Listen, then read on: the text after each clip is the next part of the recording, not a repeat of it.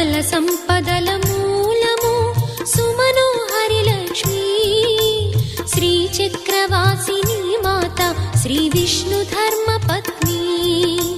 తనని నమ్మిన భక్తులకు దరిద్రమును బాపు కొలిచెడి వనితల కొంగులలో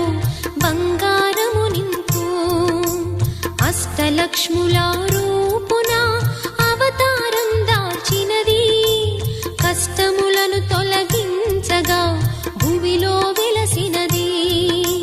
లక్ష్మీదేవి కథా శ్రీ లక్ష్మీదేవి కథా